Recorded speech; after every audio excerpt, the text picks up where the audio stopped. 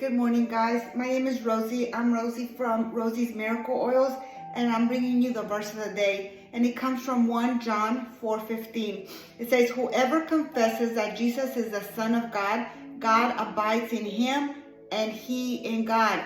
That is a very powerful statement if you break it down. What does it mean? When you confess something, that means you acknowledge something. That means you have not. And when you have acknowledged something, that means you have information about that something, right? You know about it. And when you know about Jesus, not only do you know about it, but you get power, because it says, whoever confesses that Jesus is the Son of God, God abides in him. That means that God comes in you, and he in God and you in God. That means you become one with the Lord. And who is the Lord?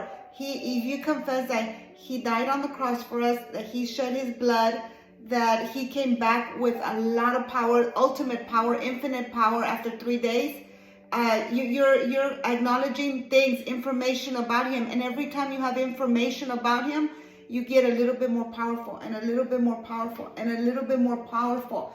And that's why we need to know not only about him, but his word, because he is the word. You get it? And so I'm getting a verse right now that says, for he is in her, she shall not fall. So if he is in you, you're not going to fall. You're not going to fail. And there's another verse that says, for who can be against you when he is with you? Who can be against you? Nobody, because the Son of God, God himself, lives within you. And if you know that with confidence and you grasp onto that, who's going to go and tumble you down? Nobody. They can try. They can try, but the more you know, the more power you get. Okay, and then I read the whole chapter, guys, and the very first, it says, test the spirits.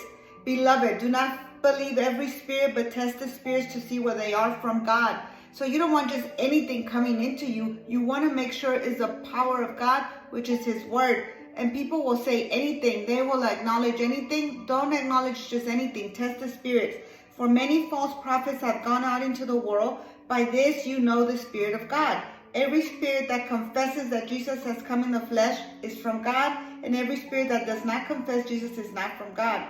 And then it says, this is the spirit of the Antichrist, which you have heard has come. It was coming and now is in the world already. The Antichrist is in the world already. So make sure that you have enough word in you so you can test the spirit. You can hear and say, you know what? That's not written in the Bible. I'm not going to let that come in me. I'm only letting Jesus and his word come in me so that you can be strong, or else you're going to have a false strength.